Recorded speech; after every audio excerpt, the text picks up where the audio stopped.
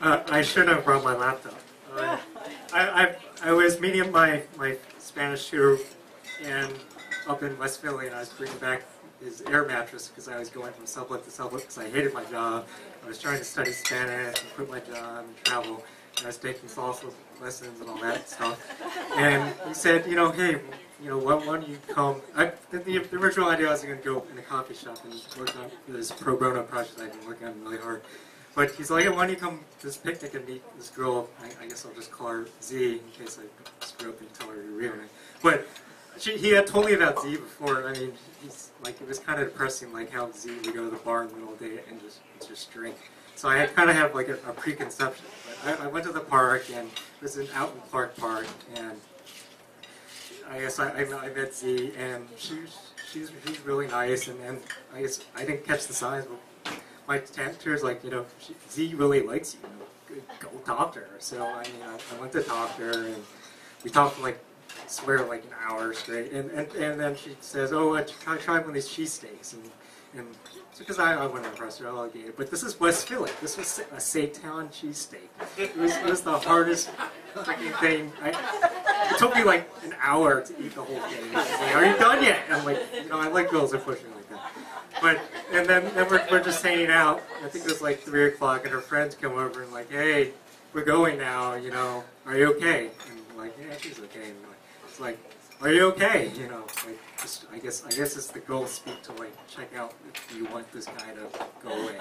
So now she's like, and after that she's like, yeah, let's go back to my place, and so we went back to her place, and she's like, yeah, I want to go out and hang out with my friend Paul, and so we went to this place in West Philly, and I guess her cellist friend Paul just came out, and we hung out for another 2 or 3 hours, and then after that we went to some I guess bar called Dollar.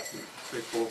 But we were there for like 3 or 4 hours, and it was really cool. We were hanging without. I've never been in West Philly before. Like West Philly feels like the city. Like it's gritty. It's got like people like Rittenhouse Square Park. Everyone's trying hard to look cool. While in Clark Park, they're just being themselves. And I really like that part. And she's like, all right, well, I heard you dance salsa, so why don't we dance salsa? And I'm like, oh, there's no salsa. But she's like, oh, there's some, I can't remember the band, but Gin Blossoms. But I was too nervous, I didn't dance, and she ended up dancing with someone. And then after that, I think it was like 11:30, and she's like, oh, let's go to the city. Like, and I'm like, what? And she's like, well, if you go to the city, you're gonna have to dance. I'm like, all right. So we go to the city, and I take her to Brazil's, which is a salsa club on First and Chestnut, and there's this huge line of people, like 20 people. But since I've been taking salsa lessons, I just went up to the door and then we walked right in. And but the important thing to remember is I still had my laptop, so it's very hard to dance salsa with a laptop. And this was like my brand new MacBook, and I have no idea why I had my.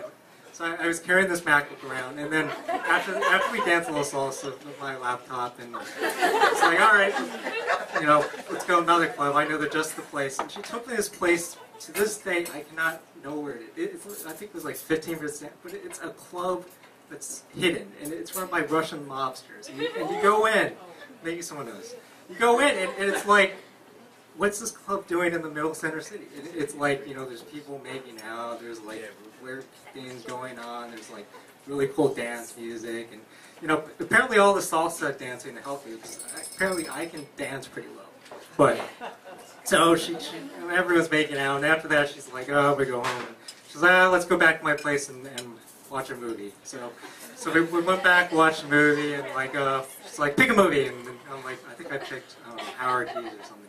So we picked Howard Hughes, and I don't know, I was just out of it, or it was a long day, but I missed all the signs or something, and she's like, she's flirting with me, and then I just kind of like, I just decided to like fall asleep.